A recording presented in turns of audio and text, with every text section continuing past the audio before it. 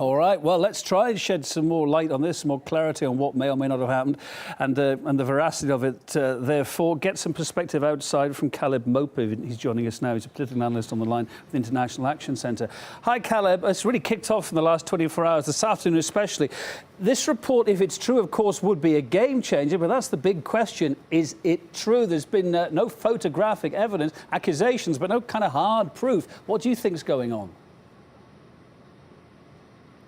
This is the 21st century. In modern times, you don't wage a war by rolling in 23 tanks. Warfare in modern times is waged with drones and fighter helicopters. Russia's military strength is well known and respected around the world. If there were an actual Russian military invasion of Ukraine, we would know about it, and there would be no debate about it. I think this is a provocation. This is another excuse to start a war. Well, Ukraine says it actually goes as far as saying it tracked this column as it entered Ukraine, but exactly, going back to what you're saying there, if it did, therefore it would have satellite photos of it, surely. I mean, maybe they've got them, maybe we've just not seen them yet, but they certainly haven't been forthcoming so far, and neither did these journalists that tracked 23. There are two British journalists, it must be said, working for well-respected outfits, The Guardian and the Telegraph newspaper. They said they counted 23 photographs. Neither of those journalists, it appears, had a mobile phone on them in 2014, as you were saying, and took a picture. Why?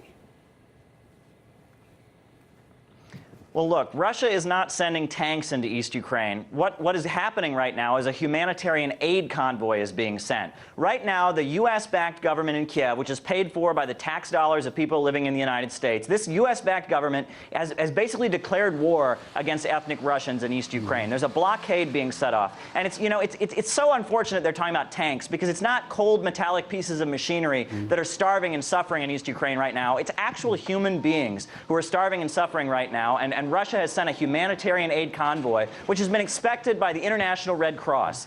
This is really unfortunate. So much effort is being made in the Western media to demonize Russia, and they're using the same imagery they used during the Cold War. Throughout the Cold War, in the Western media, the Soviet Union was often represented with tanks. You know, again, cold metallic pieces of machinery, trying to portray, you know, as if the Soviet Union wasn't a country with people on there, in it. Caleb, Well, on Russia there, is a country with sleeping people in it. bags. The people in East Ukraine are human beings. Yeah, sleeping bags on there, baby What's food. that? And we've seen on those very lorries that you're talking about, that convoy, they've opened it up. The Ukrainian military's looked at it. This has all been coordinated, as you're saying, with the Red Cross, etc., etc. Sleeping bags, baby food, basic essentials there. It's what the people are crying out for in Lugansk, as you say.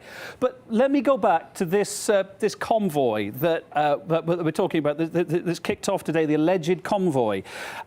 Russia, the defense ministry, has come out and they said, no, this did not happen. We have not sent a convoy and this didn't happen. So it begs the question, if the Ukrainian foreign ministry or the defense forces are saying that they have annihilated a convoy, although there's no pictures, again, begs the question, have they actually done this? If they had done it, who are these people? Who are these tanks? Would they be, by mistake, maybe Ukrainian tanks? Could they be maybe refugees that they've blitzed here?